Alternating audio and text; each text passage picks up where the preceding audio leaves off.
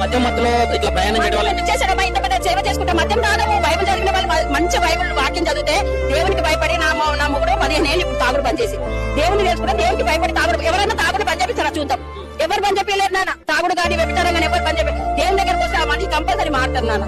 దేవుడు అంత గొప్ప దేవుడు. ఎవరి వాళ్ళు తెలుసుకొని వచ్చిన వాళ్ళే కానీ ఎవరు మత మార్పిడి చేయడు. అంతే. నేను కూడా సొంతంగా వచ్చిందాన్ని అన్న. నేను కూడా హిందూస్.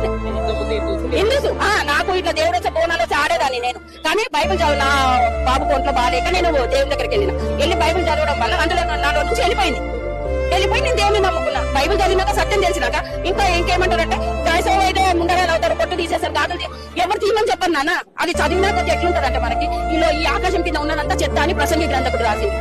గ్రంథకర్త రాసింది. చెప్తామా ఇదంతా చనిపోయింది. ఏమన్నా తీసుకుపోయినా మంచిగా తీసుకుపోయింది కదా.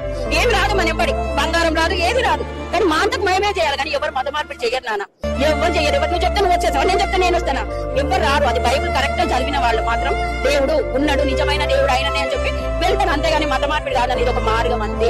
క్రైస్తవం అంటే మతం కాదు. ఈ కులాలు మతాలు మనం చేసుకున్నాను. ఎప్పుడు ఒక పుట్ట మతం కులం అనుకుంటే కూడు లేక చెప్పినట్లు బైబిల్ చదివిన తర్వాత మీ ఇంట్లో అమ్మవారు బయటకు వెళ్ళిపోయారు. నా దాంట్లో నుంచి నాలో వెళ్ళిపోయాడు. మళ్ళీ ఎక్కడ పోయింది నేను అడిగా.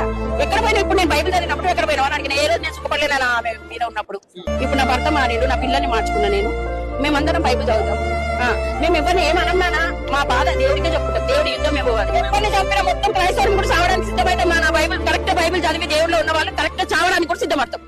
నన్ను తప్పమనండి, నేను ఓన్లీ విశ్వాసిని. నాతో ఎవరికి పని లేదు. ఆయన వల్ల పని ఉండే. ఎంతమంది రక్షిస్తుండే కదా, ఎంతమంది వాక్యం అందిస్తుంది. నేను విశ్వాసిని. మామూలుగా మంచి మందిని చంపిండు కదా నన్ను. అంతమంది అపోస్తులను చంపిండు. అది అపోస్తులు అప్పుడు ఉండే కదా. ఇప్పుడు ఈ శతాబ్దంలో అపోస్తులు నాన్న వీళ్ళంతా. వాళ్ళ గురించి మేము ఎన్నో నేర్చుకుంటున్నాం నాన్న. మేము